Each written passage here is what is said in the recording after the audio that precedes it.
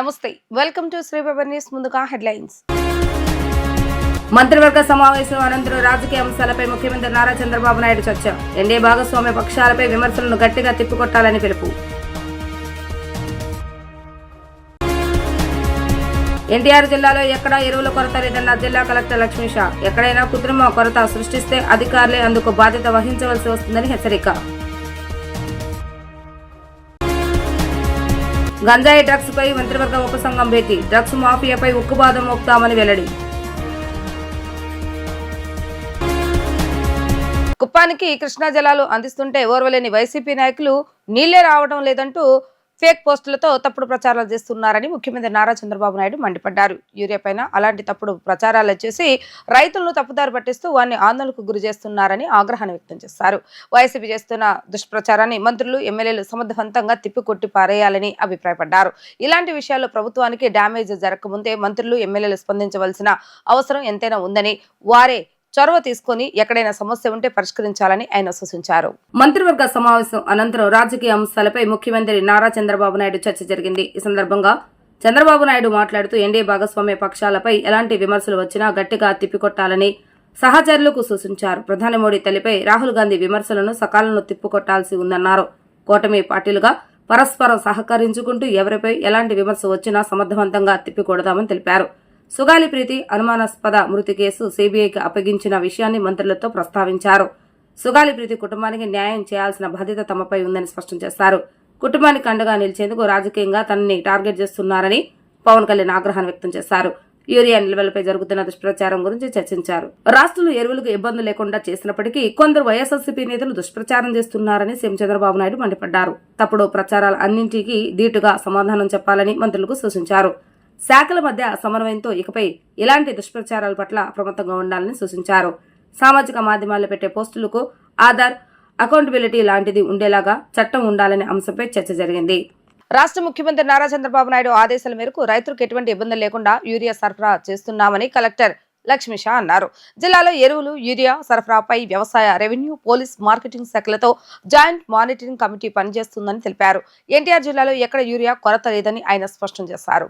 జగ్గేపేట మండలం గౌరవరం సొసైటీలో రైతులకు అందజేస్తున్న యూరియా సరఫరా కార్యక్రమాన్ని జిల్లా కలెక్టర్ లక్ష్మీషా పరిశీలించారు. ఈ సందర్భంగా ఆయన మాట్లాడుతూ ప్రస్తుతం 3000 మెట్రిక్ టన్నుల యూరియా నిల్వ ఉందని అన్నారు. రేపు పల్నాడు ఏరియా నుండి 200 టన్నుల మెట్రిక్ టన్నుల యూరియా వస్తుంది. వారం రోజులు 5000 మెట్రిక్ టన్నుల యూరియా కూడా జిల్లాకు సరఫరా అవుతుందని తెలిపారు. వరి పంట మొదల నుండి చివరి వరకు ఎకరాకు 90 కేజీలు యూరియా సరిపోతుందని అన్నారు. రైతులు ఎటువంటి అపోహలకు గురికాకుండా వ్యవసాయ శాఖ అధికారుల సలహాతో తక్కువ ఖర్చుతో పంటలు పండించుకోవాలని సూచించారు. జిల్లాలో ఎక్కడైనా ఎరువుల దుకాణదారులు అక్రమంగా యూరియా నిల్వలు ఉంచినా, రైతులను ఇబ్బంది పెట్టినా కఠిన చర్యలు ఉంటాయని హెచ్చరించారు. ఎన్టీఆర్ జిల్లాలో ఈ ఎరువులు సరఫరాని ఉదయం నుంచి పర్యవేక్షణ జరుగుతూ ఉంది. క్షేత్రస్థాయిలో కూడా ప్రతి మండలాల్లో, ప్రతి గ్రామాల్లో కూడా అధికారులని పంపించి జాయింట్ టీం పోలీసు, రెవెన్యూ, అలాగే అగ్రికల్చర్, మార్కెట్ వాళ్ళు వెళ్ళి ప్రతి ఒక్క షాప్స్, ఈవెన్ ప్రైవేట్ షాప్ అయితే అలాగే పిఎస్సిఎస్ వాళ్ళందరినీ ఇన్స్పెక్షన్ చేసి ఈ ఎరువులు విక్రయాలు ఎలా జరుగుతున్నాయి, సరిపోయేంత సరఫరా ఉందా, దీని గురించి ఇన్స్పెక్షన్ ఏమైనా చేయడం జరుగుతుంది. మన జిల్లాకి కావాల్సిన సరఫరా ఇప్పుడు వరకు అయితే మొత్తం సప్లై అయ్యింది. ఇప్పుడు కూడా స్టాక్ దాదాపుగా 3000 మెట్రిక్ టన్స్ ఉంది. రేపు కూడా ఇంకొక 200 మెట్రిక్ టన్స్ నాకు పల్నాడు నుంచి వస్తూ ఉంది. అట్లాగే రానున్న వన్ వీక్లో 5000 మెట్రిక్ టన్స్ కూడా వస్తూ ఉంది. నిన్నే సీఎం గారు కూడా వీసీ చేసి ఏ జిల్లాకి ఎంతెంత కావాలని పంపించండి అని కమిషనర్కి ఆదేశం ఇచ్చేసరికి అదే ఆదేశంతో ఈరోజే పల్నాడు నుంచి మనకు ఒక 200 టన్స్ వస్తూ ఉంది. అది జగ్గేపేట ఏరియాకే మనము అది సప్లై చేయబోతున్నాము. మెయిన్లీ ఇక్కడ రైతులకి రిక్వెస్ట్ ఏంటంటే ఈ యూరియా ఎక్కువ వేసేస్తే దిగుబడి ఎక్కువ వస్తుందని అపోహ చాలా మంది ఉన్నారు. అదేం రాదు. బికాజ్ ఏరియా ఎంత వేసినా అది ఎంత కావాలో అంతే తీసుకుంటుంది. మిగతాది ఇలాగో నీళ్ళలో లేదా భూమికి వెళ్ళిపోతుంది. కాబట్టి వరికి అందుకే ఈ శాస్త్రవేత్తలు చెప్పే ప్రకారంగా మనం విత్తనం వేస్తున్నప్పుడు అంటే వాడి వరి నాటు వేస్తున్నప్పుడు 30 కేజీ వేయాల్సి ఉంటుంది. ఈ 30 రోజుల తర్వాత ఇంకొక 30 కేజీ, 60 రోజుల తర్వాత ఇంకొక 30 కేజీ, అంటే ఎకరానికి మొత్తానికి కలిపి వేయాల్సింది 90 కేజీలు. కానీ కొంతమంది రైతులు ఇక్కడే చెప్తున్నారు ఆల్రెడీ 2 బస్తాలు వేసేసాము అంటే మొత్తం లైఫ్ సైకిల్ కావాల్సింది ఒకేసారి పోసేసి మళ్ళీ ఇంకొక 2 సారి పోస్తారు. అంటే ఇది ఒక్కొక్కసారి అవగాహన లేకుండా చేస్తుంటారు. దయచేసి రిక్వెస్ట్ ఏంటంటే మీకు ఏమైనా డౌట్ ఉంటే ఇక్కడ అగ్రికల్చర్ ఆఫీసర్స్ ఉంటారు, వాళ్ళని కూడా అడగండి. వాళ్ళు మీకు గైడెన్స్ ఇస్తారు. ఎక్కువ వేయడం వల్ల డబ్బులు పోతాయి తప్పితే దానిలో ఉపయోగం లేదు. ఒకటే గమనించండి. ఇంకా దీంతో పాటు జ్ఞాన యూరియా కూడా ఈసారి కొంచెం ప్రమోట్ చేస్తున్నాం. జ్ఞాన యూరియా ఏంటంటే ఇప్పుడు స్ప్రే చేస్తే కూడా అది యూరియా అయితే మనము భూమికి ఇస్తామో అంతకన్నా ఎఫెక్టివ్గా ఉంటుంది. అది కూడా అందరి దగ్గర సరఫరా ఉంది. ఒక డబ్బా నానో యూరియా ఈక్వల్ టు 1 బస్తా యూరియా అంతా ఉంటుంది. దాని ఇప్పుడు డ్రోన్స్ కూడా ఎక్కడెక్కడ పెట్టినాం కాబట్టి డ్రోన్స్ ద్వారా స్ప్రే చేస్తే ఎఫెక్టివ్గా ఉంటుంది కాబట్టి అది కూడా కొంచెం రైతులు ముందుకు రావాలని కోరుతున్నాం. ఇంకా సరఫరా వరకు వస్తే ట్రాన్స్పోర్టేషన్ ఉన్నది చోట తప్పితే ఇంకా అన్ని చోట ఆల్రెడీ అవైలబుల్ ఉంది. ఇంకా కావాల్సింది కూడా తెప్పించడానికి ఆల్రెడీ ఆర్డర్ కూడా పెట్టున్నాము. మనకి ఎక్కడికెక్కడ నుంచి అక్కడికి రేకులు వస్తున్నాయి, అలాగే ప్రైవేట్ వీళ్ళు కూడా పంపిస్తున్నారు కాబట్టి స్టేట్ లెవెల్ నుంచి కూడా మానిటర్ చేస్తున్నారు. మన జిల్లాలో డిస్ట్రిక్ట్ లెవెల్లో కమాండ్ కంట్రోల్ రూమ్ పెట్టున్నాము. ఎక్కడైనా స్కేర్సిటీ ఉంటే మీరు అక్కడికి ఫోన్ చేసి చెప్పిన కూడా వెంటనే దగ్గర ఉన్న షాప్ నుంచో లేదా గోడౌన్ నుంచో అక్కడికి కూడా డైవర్ట్ చేసి అండ్ ఇంటర్నల్ కూడా అడ్జస్ట్ చేయడానికి అవకాశం ఉంది. దానికి అధికారులు ఫీల్డ్లోనే ఉన్నారు. ఇక్కడ ఎక్కడైనా వీళ్ళు హోర్డింగ్ చేయడము లేదా ఎక్కడైనా పక్కా రిజిస్టర్ని పంపించడం చేస్తే మాత్రము కఠినంగా చర్యలు ఉంటాయి. ఆల్రెడీ 2 ఎఫ్ఐఆర్ బుక్ చేసాము మన దగ్గరే. 11 6A కేసు కూడా బుక్ చేసాము. వాళ్ళందరినీ లైసెన్స్ కూడా క్లోజ్ చేయబోతున్నాము. సో ఇట్లా ఉన్న అంటే రైతులకి ఉన్న కావాల్సినంత ఎరువులు అయితే అందుబాటులో ఉన్నాయి. అది సర్దుకొని ప్రాపర్గా ప్రతి ఒక్కరికి అవసరమైనంత ఇచ్చుకుంటూ ముందుకెళ్ళడానికి అన్ని ఏర్పాట్లు చేస్తున్నాము. రాష్ట్రంలో గంజాయి మాదక ద్రవ్యాల మహమ్మారిని సమూలంగా నిర్మూలించేందుకు ప్రభుత్వం నడుం బిగించి స్మగ్లర్ నెట్వర్క్ పై ఉక్కుపాదం మోపడంతో పాటు వారి ఆర్థిక మూలాలను దెబ్బతీయాలని అధికారులకు స్పష్టమైన ఆదేశాలు జారీ చేసింది. మాదక ద్రవ్యాల వినియోగం సరఫరాను అరికట్టడమే లక్ష్యంగా ప్రభుత్వం పటిష్టమైన చర్యలకు ఉపక్రమించింది. ఉండవల్లిలో హోంమంత్రి వంగలపూడి అనిత అధ్యక్షతన గంజాయి డ్రగ్స్ నియంత్రణపై ఏర్పాటైన మంత్రివర్గ ఉపసంఘం సమావేశమైంది. ఈ భేటీలో మంత్రులు నారా లోకేష్, కొల్లు రవీంద్ర, సత్యకుమార్ యాదవ్, గుమ్మడి సంధ్యారాణి, డీజీపీ హరీష్ కుమార్ గుప్తా, ఈగల బృందం సభ్యులు, ఇతర ఉన్నతాధికారులు పాల్గొన్నారు. రాష్ట్రంలో మాదక ద్రవ్యాల కట్టడికి ఇప్పటివరకు తీసుకున్న చర్యలపై అధికారులు పవర్ పాయింట్ ప్రజెంటేషన్ ద్వారా వివరించారు. గంజాయి సాగును అరికట్టేందుకు సరికొత్త సాంకేతిక పరిజ్ఞానాన్ని వినియోగించుకోవాలని ఉపసంఘం సూచించింది. ముఖ్యంగా కొండ ప్రాంతాలు సాగవుతున్న గంజాయిని గుర్తించేందుకు డ్రోన్లు, శాటిలైట్ చిత్రాలను ఉపయోగించాలని స్పష్టం చేసింది. ఆర్టిఫిషియల్ ఇంటెలిజెన్స్ AI ద్వారా ఈ చిత్రాలను విశ్లేషించి సాగు జరుగుతున్న ప్రాంతాలను ఖచ్చితంగా గుర్తించాలని ఆదేశించింది. అలాగే పొరుగు రాష్ట్రాలతో సమన్వయం చేసుకుని సరిహద్దుల్లో రవాణాను పూర్తిగా నిరోధించాలని పేర్కొంది. మాదక ద్రవ్యాల నియంత్రణలో సమాచార విశ్లేషణ అత్యంత కీలకమని ఉపసంఘం అభిప్రాయపడింది. క్షేత్రస్థాయి సమాచారం, కేసుల పురోగతి, నిఘా వర్గాల నివేదికలు, డ్రోన్ చిత్రాల విశ్లేషణ వంటి అన్ని అంశాలను ఒకే చోట పర్యవేక్షించేందుకు ఆర్టీజీఎస్ ద్వారా ఒక ప్రత్యేక డాష్ బోర్డును రూపొందించాలని ఆదేశించింది. హాట్స్పాట్లుగా గుర్తించిన ప్రాంతాల్లో ప్రజల నుంచి సమాచారం సేకరించి కఠిన చర్యలు తీసుకోవాలని సూచించింది. యువతను డ్రగ్స్ బారి నుంచి కాపాడేందుకు విద్యా సంస్థలు విస్తృత అవగాహన కార్యక్రమాలు చేపట్టాలని ఉపసంఘం ఆదేశించింది. ప్రతి నెల ఒక శనివారం ఈగల్ క్లబ్స్ ద్వారా గంజాయి దుష్పరిణామాలపై విద్యార్థులకు వివరించాలని తెలిపింది. విజయవాడలోని Parvataneni Brahmaiah Siddhartha college of arts and science భౌతిక శాస్త్ర విభాగ ఆధ్వర్యంలో రాష్ట్రంలోని మొదటిసారిగా అణుశక్తి సంబంధిత వైజ్ఞానిక ప్రదర్శన ఏర్పాటు చేయనున్నారు. ఈ నెల 8 నుండి 5 రోజుల పాటు కొనసాగే ఆ ప్రదర్శనలో తమిళనాడులోని కల్పగంలో గల Indira Gandhi research centre for academic energy వారి సౌజన్యంతో 25 లైవ్ నమూనాలు ప్రదర్శిస్తున్నట్లుగా కళాశాల ప్రిన్సిపల్ మేక రమేష్ బాబు, భౌతిక శాస్త్రాధిపతి డాక్టర్ టి.ఎస్. కృష్ణ తెలిపారు.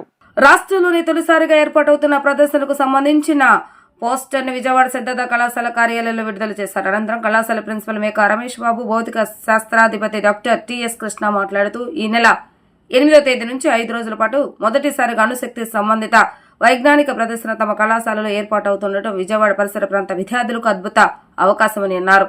న్యూక్లియర్ ఎనర్జీ ఎలా ఉపయోగపడుతుందో విద్యార్థులందరికీ విశదీకరించేందుకు ఈ ప్రదర్శన ఉపకరిస్తుందని అన్నారు.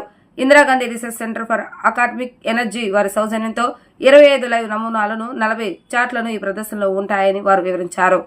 సిద్ధార్థ ఆడిటోరియంలో ప్రతిరోజు ఉదయం 9:30 నుంచి సాయంత్రం 3:30 వరకు సందర్శకుల కోసం ఈ ప్రదర్శన తెరిచి ఉంచుతామని, ఈ అవకాశాన్ని విజయవాడ పరిసర ప్రాంత వాసులంతా సద్వినియోగం చేసుకోవాలని కోరారు. Siddhartha college of arts and science తరపున ఫిజిక్స్ డిపార్ట్మెంట్ ఆఫ్ ఫిజిక్స్ వాళ్ళు ఈ నెల 8వ తారీఖు నుంచి 12వ తారీఖు దాకా ఫిజిక్స్లో ఉన్నటువంటి ఒక అటామిక్ రీసెర్చ్ మీద ఒక మంచి ఎగ్జిబిషన్ ఏర్పాటు చేయడం జరిగింది. Indira Gandhi centre for atomic research Kalpakkam వారు వాళ్ళ సౌజన్యంతో ఇక్కడ ఈ ఎగ్జిబిషన్ని ఏర్పాటు చేయడం జరుగుతోంది. ఇది అందరికీ కూడా ఓపెనే. ఈ 5 రోజులు స్టూడెంట్స్ అందరూ రావచ్చు. అన్ని స్కూల్స్ కానీ కాలేజీ విద్యార్థులు కానీ అందరూ కూడా రావడానికి వీలుగా అందరికీ ముందుగానే సమాచారం కూడా అందజేయడం జరిగింది. వాళ్ళు స్లాట్స్ బుక్ చేసుకోమని అడిగాం. వాళ్ళ స్లాట్స్ ప్రకారం వాళ్ళు వచ్చి ఆ వెన్యూకి వచ్చి ఆ ఎగ్జిబిట్స్ అన్నింటినీ కూడా చూడటానికి అవకాశం ఉంటుంది. ఇది ఒక ఇలాంటి అవకాశం అద్భుతమైన అవకాశం, మరలా వచ్చేటటువంటి అవకాశం కాదు. కనుక పబ్లిక్ అందరూ కూడా, అంటే స్కూల్స్ చిల్డ్రన్ కానీ కాలేజీ స్టూడెంట్స్ కానీ అందరూ కూడా తప్పనిసరిగా వచ్చి ఈ అవకాశాన్ని వినియోగించుకోవాలని చెప్పి మేమందరం కోరుకుంటున్నాం. ఈ నెల 8వ తారీఖు నుంచి 12వ తారీఖు వరకు భౌతిక శాస్త్ర విభాగము Indira Gandhi centre for atomic research centre IGCAR Kalpakkam A unit of atomic energy New Delhi వాళ్ళ సౌజన్యంతో కొన్ని ఎగ్జిబిట్స్ ప్రజెంట్ చేయడం జరుగుతుంది. దరిదాపుగా 25 లైవ్ మోడల్స్ ఇక్కడ వాళ్ళు పిల్లలకి విశదీకరించడం జరుగుతుంది. అంటే న్యూక్లియర్ ఎనర్జీ ఎలా డెవలప్ చేస్తారు, దాన్ని ఎలా పవర్ సప్లైకి గ్రిడ్కి కలుపుతారు, అలాగే మన కల్పకం యొక్క న్యూక్లియర్ ప్లాంట్ యొక్క మోడల్ కూడా ఆ రోజు వాళ్ళు చూపించడం జరుగుతుంది ఇక్కడ. అలాగే different applications of nuclear energy, అంటే దాని నుంచి వచ్చే న్యూక్లియర్ ఎనర్జీని ఎలా సైంటిఫికల్గా కానివ్వండి, మెడికల్గా కానివ్వండి, లేదా సోషల్ ఎన్విరాన్మెంట్కి ఎలా ఉపయోగపడుతుంది, ఇలాంటివి లైవ్ మోడల్స్, అలాగే కొన్ని చార్ట్స్ కూడా వాళ్ళు తీసుకొస్తున్నారు. వాటిని పిల్లలకి, వచ్చిన పిల్లలందరికీ కూడా, విద్యార్థులు కానివ్వండి, కాలేజ్ స్టూడెంట్స్ కానివ్వండి, లేదా పబ్లిక్ కానివ్వండి, ఎవరైనా కూడా ఫ్రీగా అటెండ్ అవ్వచ్చు. దీనికి ఎటువంటి రుసుము లేదు. సో ఇది చూసి వాళ్ళకి ఏమన్నా డౌట్స్ ఉంటే కూడా అక్కడ నుంచి వచ్చిన కల్పకం నుంచి వచ్చిన సైంటిస్టులు ఒక 4 వస్తున్నారండి వాళ్ళు అక్కడి నుంచి. సో వాళ్ళ ద్వారా కానీ, మా ద్వారా కానీ, లేదంటే మా పిల్లల ద్వారా కానీ వాళ్ళ యొక్క డౌట్స్ కానీ లేదా ఇంకేదన్నా ఉంటే కూడా వాళ్ళు విపులీకరంగా తెలుసుకోవడానికి ఆస్కారం ఉంటుంది. ఆంధ్రప్రదేశ్లో మొట్టమొదటిసారిగా జరుగుతుందండి ఇది, ఈ టైప్ ఆఫ్ ఎగ్జిబిషన్. మార్నింగ్ 9:30 నుంచి ఈవినింగ్ 3:30 వరకు స్లాట్స్ ఇచ్చామండి. 8వ తారీఖు మార్నింగ్ 9:30 నుంచి ఈవినింగ్ 3:30 వరకు, అంటే క్లోజింగ్ వచ్చేప్పుడు 4:35 అవుతుంది. అది అలా 12వ తారీఖు వరకు అండి. 8వ తారీఖు నుంచి 12వ తారీఖు వరకు. మహిళల సంక్షేమం కోసం కట్టుబడ్డ ప్రభుత్వం టీడీపీ కూటమి ప్రభుత్వం అని ప్రభుత్వ సెంట్రల్ ఎమ్మెల్యే బొండా ఉమామహేశ్వరరావు అన్నారు. మహిళా అభ్యున్నతి దిశగా అనేక సంక్షేమ పథకాలు తెలుగుదేశం ప్రభుత్వం తీసుకొస్తుందని వివరించారు. సోలార్ ప్యానల్స్ ఏర్పాటు చేసుకోవడం ద్వారా ప్రజలకు కరెంటు బిల్లుల భారం తగ్గడమే కాకుండా పర్యావరణానికి కూడా మేలు చేస్తున్నామని, కాలుష్యాన్ని తగ్గించడంలో ప్రతి ఒక్కరూ భాగస్వాములు కావాలని ఆయన పిలుపునిచ్చారు. సెంట్రల్ నియోజకవర్గంలోని 30వ డివిజన్ రామకృష్ణాపురం కల్లేపల్లి శేషరాజు గారి గ్రంథాలయం వద్ద విజయవాడ మున్సిపల్ కార్పొరేషన్ ఆధ్వర్యంలో డివిజన్ టీడీపీ నాయకత్వంలో ప్రధానమంత్రి సూర్యఘర్ యోజన పథకంపై ప్రజలకు అవగాహన సదస్సు కల్పించారు. ఈ కార్యక్రమానికి ముఖ్య అతిథిగా ప్రభుత్వ విప్ సెంట్రల్ నియోజకవర్గ శాసనసభ్యులు బొండా ఉమామహేశ్వరరావు పాల్గొన్నారు. ఈ సందర్భంగా బొండా ఉమా మాట్లాడుతూ ప్రజలకు కరెంటు కష్టాలను తొలగించాలన్న సదుద్దేశంతో ఎన్డీఏ కూటమి ప్రభుత్వం సోలార్ పవర్ పథకాన్ని ప్రవేశపెట్టిందని తెలిపారు. ఈ పథకం ముఖ్యమంత్రి నారా చంద్రబాబు నాయుడు మరియు ప్రధానమంత్రి నరేంద్ర మోడీ రాష్ట్ర వ్యాప్తంగా పేద ప్రజలకు అందించాలన్న ఉద్దేశంతో తీసుకొచ్చారని తెలిపారు. ప్రజలు పెద్ద ఎత్తున పథకాన్ని ఉపయోగించుకోవాలని కోరారు. పథకం ప్రయోజనాలను సభాముఖంగా స్వయంగా బొండా ఉమామహేశ్వరరావు వివరించారు. కరెంటు బిల్లుల భారాన్ని తగ్గించాలన్న ఉద్దేశంతో ప్రజలకు ఎలాంటి పెట్టుబడి లేకుండా ₹1 కూడా వారి జేబుల నుంచి ఖర్చు పెట్టకుండా పూర్తిగా ఉచితంగానే ప్రతి ఇంటి మీద సోలార్ పవర్ కనెక్షన్ ఏర్పాటు చేయబోతున్నామని చెప్పారు. ఈఎంఐ సౌకర్యంలో కూడా సోలార్ ప్లాంట్స్ ను తీసుకొచ్చామని అన్నారు. మీరే అధికారి చుట్టూకి తిరగాల్సిన అవసరంలా, మీరే ఆఫీస్ చుట్టూ తిరగాల్సిన అవసరంలా, మీరే సచివాలయం చుట్టూ కూడా తిరగాల్సినటువంటి అవసరం లేదు. మీ ఇంటి దగ్గరికే వస్తారు. అప్లికేషన్లో మీరు ఇవ్వాల్సిన సమాచారం ఇవ్వండి. ఇంకా వాళ్ళు ఏమైనా డాక్యుమెంటేషన్ కూడా వాళ్ళే తీసుకొచ్చి మీ చేత సంతకాలు పెట్టించుకుంటారు. ప్రధానమంత్రి నరేంద్ర మోడీ గారు ప్రకటించినటువంటి ప్రకారం 80,000 సబ్సిడీ. మళ్ళీ మీరు 4 KVA పెట్టుకుంటామంటే సబ్సిడీ లేదు. అంటే ఇది కేవలం సామాన్య మధ్యతరగతి పేదవాళ్ళకి మాత్రమే ఈ కనెక్షన్ సబ్సిడీతో అందిస్తూ ఉన్నారు. ఈ సోలార్ కనెక్షన్ పెట్టుకున్న వాళ్ళకి సంవత్సరం మీరు ట్యాక్స్ కడతారో, మున్సిపల్ ట్యాక్స్, దాంట్లో 10% డిస్కౌంట్ కూడా ఉందనే విషయాన్ని సందర్భంగా మీకు తెలియజేస్తా ఉన్నా.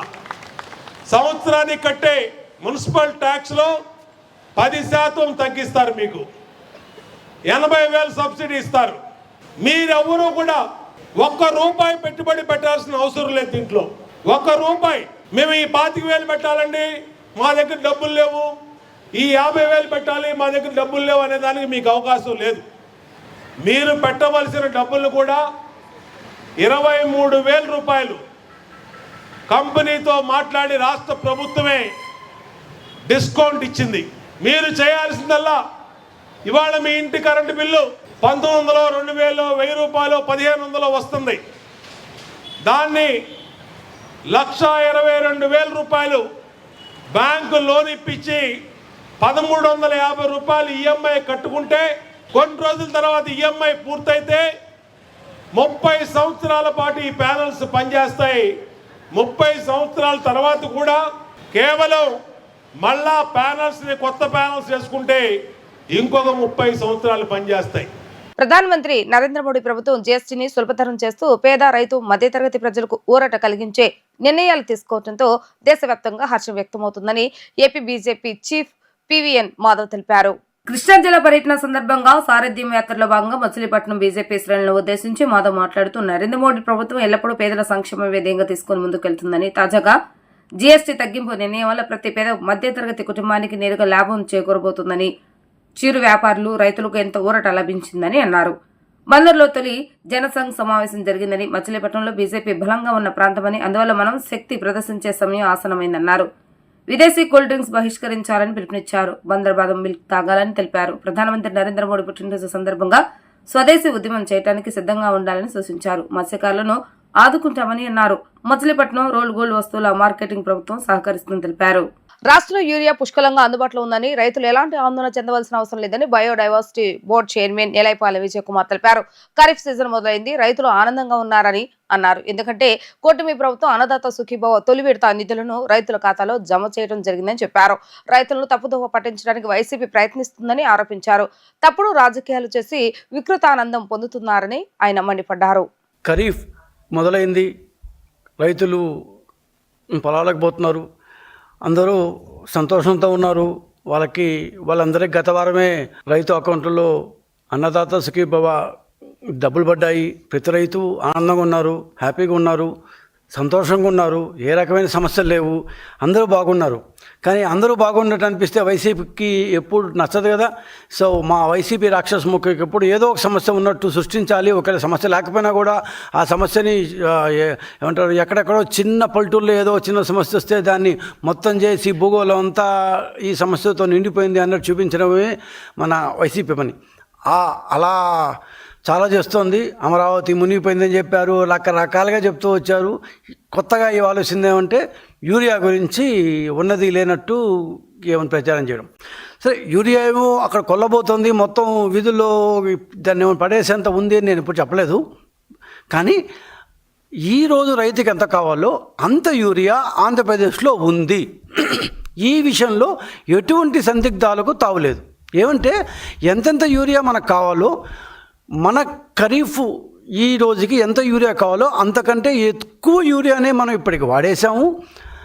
ప్లస్ ఇది కాకుండా మన దగ్గర దాదాపు 94,892 టన్నులు నిన్న సాయంత్రానికి మన దగ్గర బఫర్ స్టాక్ ఉంది.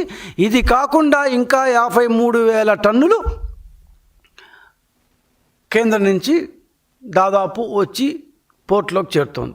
సో ఇంత ఉన్నప్పుడు అసలు ఈ యూరియా సమస్య ఏంటి, ఎందుకు వచ్చింది, అసలు సమస్య ఉన్నట్టు ఎందుకు కనపడుతోంది, ఏంది అసలు ఈ విషయం? ఒక్కసారి ఈ యూరియా గురించి చూస్తే ఇప్పుడు నేను చెప్పినట్టు ఈ రోజుకి సెప్టెంబర్ 4వ తేదీకి మన దగ్గర అంటే ఆంధ్రప్రదేశ్ ప్రభుత్వం రకరకాల స్టాక్ పాయింట్స్లో, పోర్టుల్లో, దాని ట్రాన్స్పోర్ట్లో అంతా కలిపి 94,892 టన్నుల యూరియా మన దగ్గర ఇంకా వాడకుండా, అంటే రైతులకు సప్లై కాకుండా ఉన్న యూరియా 94,000 టన్నులు ఉంది. ఇది కాకుండా వితిన్ 2 or 3 డేస్లో మన యొక్క కాకినాడ, దాని కృష్ణపట్నం ఇట్లాంటి పోర్టులకి 53,000 టన్నుల యూరియా చేరబోతోంది. సో మొత్తం దాదాపు 1,00,000 టన్నుల యూరియా మన దగ్గర ఇంకా అదనంగా ఉంది. రాష్ట్రంలో ఎవరికి ఇసుక కొరత లేకుండా పకడ్బందీగా చర్యలు తీసుకున్నప్పటికీ ఇసుక కొరత ఉందని జగన్ తప్పుడు ప్రచారం చేస్తున్నారని ఎమ్మెల్సీ భూమిరెడ్డి రాంగోపాల్ రెడ్డి మండిపడ్డారు.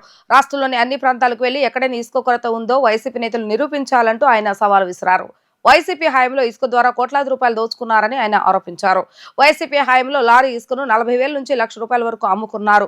ఇసుక నుంచి తైలం తీయవచ్చు అన్నట్లుగా ఇసుక నుంచి వేల కోట్ల రూపాయలు దండుకున్నారని, వైసీపీ పాలనలో ప్రతి నెల పార్టీ ముఖ్య నేతకు 120 కోట్ల రూపాయల కాంట్రాక్టులు ఇవ్వడం జరిగిందని చెప్పారు.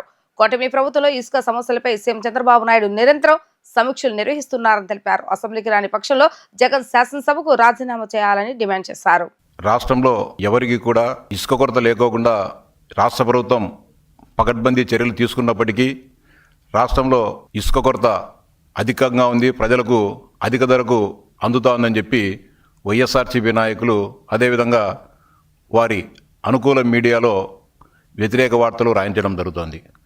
ఈ సందర్భంగా వైఎస్ఆర్సీపీ నాయకులకు ఆయనకు ఒత్తాసు పలుకుతున్న మీడియా వారికి సవాల్ చేస్తా ఉన్నా. రాష్ట్రంలో ఉన్న అన్ని మండలాలకు పోదాం, అన్ని ప్రాంతాలకు పోదాం, అన్ని నదీ పరివాహక ప్రాంతాలు, ఇసుక లభ్యత ఉండే అన్ని నదులు, వంకలు, వాగుల దగ్గరికి పోదాం. ఎక్కడైనా సరే ప్రభుత్వం నిర్దేశించిన ధరకు ఇసుక అమ్ముతున్నారా, లేకపోతే అత్యధిక ధరకు అమ్ముతున్నారా? అంతేకాకుండా గ్రామాలలో అందరికీ తక్కువ ధరకు నాణ్యమైన ఇసుక లభ్యం అవుతుందా లేదా, లేకపోతే అధిక ధరలకు ప్రజలు కొంటున్నారనే దానిపైన బహిరంగంగా చర్చించేదానికి మేము సిద్ధంగా ఉన్నాం.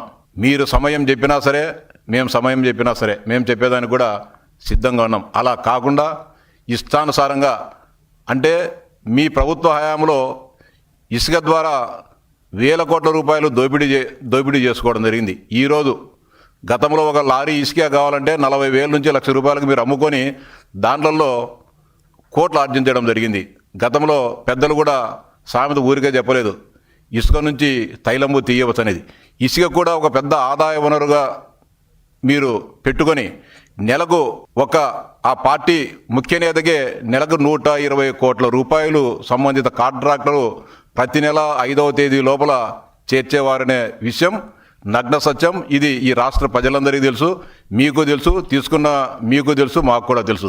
అలాంటి వారు ఈరోజు ఎక్కడ కూడా ముఖ్యమంత్రి గారు అత్యంత ప్రతి నెల ప్రతి క్షణం దాని మీద ఎప్పుడు కూడా రివ్యూ చేస్తూ ఎక్కడ కూడా ఇసుక అక్రమాలు జరగకోకుండా పకడ్బందీ చర్యలు తీసుకోవడం జరిగింది. కేవలం మీ కళ్ళకు మాత్రమే ఇసుక దొరకడం లేదని చెప్పి మాట్లాడుతున్నారు. రైతులు ఏ సమస్యలు ఎదుర్కొంటున్నారు, లేకుంటే రాష్ట్రంలో శాంతి భద్రతల సమస్య ఏముంది, ప్రజాస్వామ్యం ఏ విధంగా ఈ రాష్ట్రంలో ఉంది, ఏ విధంగా ప్రభుత్వ పాలనని చర్చించాలంటే సరైన వేదిక అసెంబ్లీ. ప్రతిపక్ష హోదా ఇస్తానే నేను అసెంబ్లీకి వస్తానని చెప్పలే. మీరే పులివెందుల ప్రజలకు అది చెప్పినారు ఆ రోజు ఏమైనా? నాకు ప్రతిపక్ష హోదా ఇస్తా, నేను అసెంబ్లీకి పోతా అని చెప్పి పులివెందుల నియోజకవర్గ సమస్యలను ప్రభుత్వం దృష్టికి తీసుకొని పోతాం, సమస్యలను పరిష్కరిస్తారనే ఆకాంక్షతో మిమ్మల్ని ఎమ్మెల్యేగా ఎన్నుకోవడం జరిగింది.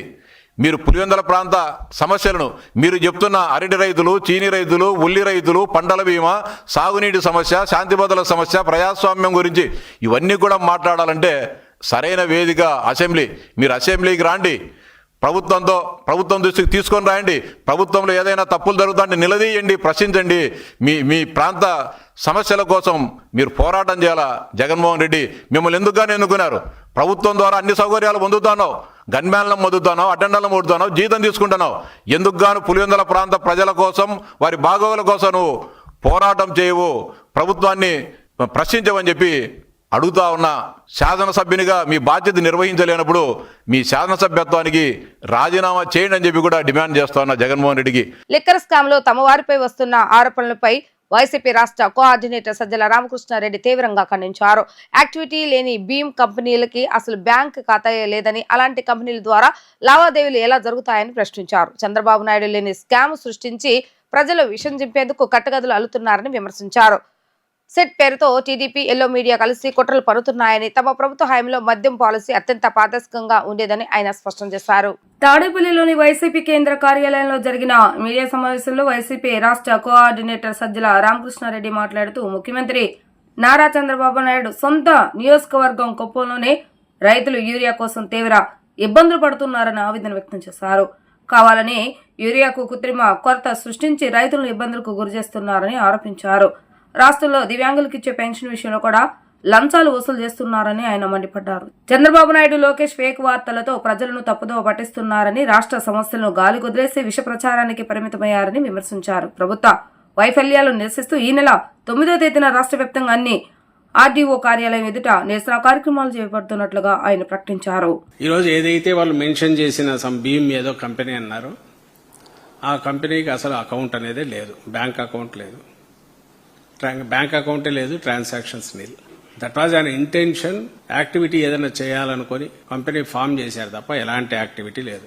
యాక్టివిటీ లేని దాంట్లో ఈనాడులో రాసిన దాని ప్రకారం లిక్కర్ దీనికి సంబంధించిన అమౌంట్స్ అన్ని కూడా దీని ద్వారా రూట్ త్రూ చేసినట్టు నిర్ధారించుకున్నారు ప్రాథమికంగా అని రాశారు నేను చదివినంత వరకు.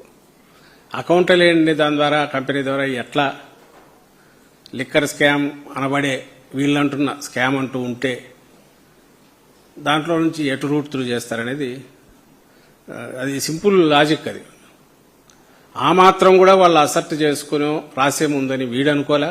సిట్ వాళ్లకు సంబంధించినంతవరకు ఎవరైతే వాళ్ళు అధికారులుగా చెప్పుకునేవారు ప్రభుత్వ అధికారులు వాళ్ళైనా ఇన్ఫర్మేషన్ ఇచ్చేప్పుడు ఈ క్వశ్చన్ వెరిఫై చేసుకోకుండా ఇచ్చారా అది తెలియట్లా. ముందు ఇంత బురద వేసేస్తే ఆ తర్వాత వాళ్ళే దాన్ని ఇచ్చేస్తారు, జనంకైతే ఒక ఇంప్రెషన్ పడుతుంది అనే ఉద్దేశంతో అది లీక్ ఇచ్చినట్టున్నారు. ఈ రోజు నీకు చంద్రబాబు నాయుడు గారికి అక్కడ స్కామ్ అనేది దొరకట్లా లేదు.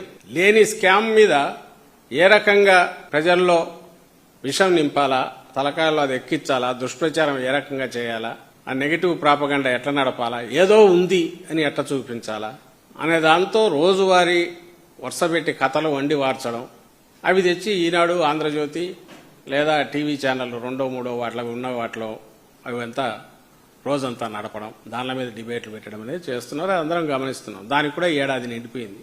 ఈ రోజుకు దాని గురించి తేల్చట్ల. నిజంగా సిట్ అనేది వీళ్ళు పెట్టింది ఏదైనా ఉంటే ఏం చేయాలి? అది లిక్కర్ స్కామ్ నువ్వు అనుకుంటున్న దాంట్లో ఏ రకంగా స్కామ్ ఎస్టాబ్లిష్ చేయడంతో పాటు ఇన్వెస్టిగేషన్ అనేది అటువైపు లింక్ ఉందా అనేది చూడాలా. నువ్వు అది చేయట్లా. ఎవరో డబ్బు నాది అని క్లెయిమ్ చేసి దొరికిన డబ్బు నాది అన్న వాటికి సంబంధించి అతనితో ఎవరెవరు కంపెనీల్లో ఉన్నారనేది అది తీసుకొని చెప్తున్నావు. దానివల్ల ఏం ప్రూవ్ అవుతుంది? అది కూడా ఏంది, యాక్టివిటీ లేని కంపెనీని తెచ్చి సజ్జల భార్గవరెడ్డి దీంట్లో ఉన్నాడని చెప్పి ఇదిగో ఈ కంపెనీ రూట్ త్రూ చేశారని అదొక అబద్ధం. కేవలం ఒక మీడియాకు, సెక్షన్ ఆఫ్ మీడియాకు రోజువారీ కథనాలు వండి వార్చి ఇవ్వడం. సిట్ అనే పని ఏం చేస్తుందంటే అది రోజు ఈనాడు, ఆంధ్రజ్యోతికి బ్యానర్ ఐటమ్స్ ఎట్లు ఇవ్వాలనే పని మాత్రం వాటి ఎక్స్టెండెడ్ బ్యూరో లాగా పనిచేస్తున్నట్టుంది. రిపోర్టర్స్ బ్యూరో ఎవరన్నా ఉంటే ఎక్స్టెండెడ్ దీనిలాగా సాయంత్రానికి ఒక కథ తయారు చేసి ఇచ్చేస్తే మరుసటి వస్తుంది. అసలు అడుగుతున్నాం, నిజంగా అది ఇన్వెస్టిగేషన్ జరిగే టీం అయితే అక్కడ జరుగుతుండగానే రియల్ టైంలో ఉన్నవి లేని కల్పించి ఇక్కడ ఎట్లా వస్తున్నాయి? అసలు పోకముందే పోతున్నారనే దగ్గర నుంచి ఎందుకు వస్తున్నాయి? అసలు ఆ పత్రికల ఆఫీసులో కూర్చొని పనిచేస్తున్నాయా, లేదంటే ఆ పత్రికా ఆఫీసులు టీడీపీ ఆఫీస్ నుంచి నడుస్తున్నాయా అనేది కూడా ఆలోచించాలి. కుప్పంలో చూడండి, మరి ఆయన కాన్స్టిట్యున్సీ అది ఫేక్ అంటే అక్కడ వైఎస్ఆర్సీపీ ఆర్గనైజ్ చేసి షూటింగులు పెట్టి రైతుల వేషాలు వేసి రోడ్డు మీద పడినారు, క్యూలలో నిలబడినారు. పొద్దున పోతే రాత్రి కూడా దొరకట్లా, యూరియా దొరకట్లా, రైతులు నానా అసాట్లు పడుతున్నారు. వాళ్ళను రోడ్డు మీద పడేసి పైగా నువ్వు రోడ్డు మీద లేవు, నువ్వు సుఖంగా ఉన్నావు, నీకు యూరియా బాగా దొరుకుతుంది, ఇదంతా దుష్ప్రచారం అని వాళ్ళకే చెప్తున్నాడు, రైతులకే చంద్రబాబు నాయుడు. చంద్రబాబు మాటల్లోనే క్రైసిస్ లేదు, కావాల్సినంత యూరియా ఉందని చెప్పాక క్రైసిస్ లేదు, నువ్వు క్రైసిస్ క్రియేట్ చేస్తున్నావు. మొత్తం నీ తెలుగుదేశం పార్టీ లేదా మీ నాయకులు, కూటమి నాయకులు కింది వరకు ఎక్కడికెక్కడ కుమ్మక్కై యూరియాను అక్రమ నిల్వలను ఎంకరేజ్ చేసి దాన్ని దారి మళ్లించి బయటికి పంపించి ఎక్కువ రేటన్నా చేసుకుంటున్నారు. బ్లాక్ మార్కెట్లో క్రియేట్ చేసి, స్కేర్సిటీ క్రియేట్ చేసి, కృత్రిమ కొరత క్రియేట్ చేసి బస్తాకు 200 నుంచి 300 రూపాయలు అడిషనల్ కన్నా బాతున్నారు. దాంట్లో వాటాలు పోతున్నాయి. అది ఓపెన్గా కనపడుతోంది. ఇప్పుడు మన దివ్యాంగులకు సంబంధించి అన్నారు కదా, పెన్షన్ ముందు కట్ చేస్తాం అనర్హులు అనేది ఒక వార్తలు రాయిస్తారు, మళ్ళీ అర్హులకు పెన్షన్ అంటారు. అర్హులు అనడం కోసం ఒక్కొక్కటి నుంచి డిపెండింగ్ ఎంత అమౌంట్ పే చేస్తారో ఇంత పర్సెంటేజ్ అయినా తీసుకున్నారు. అది ఒక పక్కకు చేసేవి చేస్తున్నారు. అంటే లేని క్రైసిస్ క్రియేట్ చేస్తారు. నీ మాటల్లోనే యూరియాకు సంబంధించి క్రైసిస్ లేదని నువ్వే అంటున్నావు, చంద్రబాబు నాయుడు అంటున్నాడు. అంటే వాస్తవంగా కూడా నువ్వు 100% నువ్వు రెడీ అయితే 60% మించి నువ్వు సాగులేక రానప్పుడు క్రైసిస్ అనేది రాకూడదు. మరి ఎట్లొచ్చిందంటే క్రియేట్ చేశారు. దాంట్లో కమిషన్లు తీసుకుంటున్నారు. 100 కోట్లు ఆ రకంగా ఎక్కడెక్కడ దోచుకుంటున్నారు. రైతులు స్వయంగా చెప్తున్నారు. పిక్చర్ అది కనపడుతుంది. వార్తలు ముగించే ముందు హెడ్లైన్స్ మరొకసారి. మంత్రివర్గ సమావేశం అనంతరం రాజకీయ అంశాలపై ముఖ్యమంత్రి నారా చంద్రబాబు నాయుడు చర్చ. ఎన్డీఏ భాగస్వామ్య పక్షాలపై విమర్శలను గట్టిగా తిప్పికొట్టాలని పిలుపు. ఎన్టీఆర్ జిల్లాలో ఎక్కడా ఎరువుల కొరత లేదన్న జిల్లా కలెక్టర్ లక్ష్మీష. ఎక్కడైనా కృత్రిమ కొరత సృష్టిస్తే అధికారులే అందుకు బాధ్యత వహించవలసి వస్తుందని హెచ్చరిక. గంజాయి డ్రగ్స్ పై మంత్రివర్గ ఉపసంఘం భేటీ. డ్రగ్స్ మాఫియాపై ఉక్కుబాదం మోపుతామని వెల్లడి. ఇవి ఈ రోజు వార్తా విశేషాలు. మళ్ళా 3 ప్రసారమైన వార్తల్లో మళ్ళీ కలుద్దాం. అందరికీ సెలవు. నమస్కారం.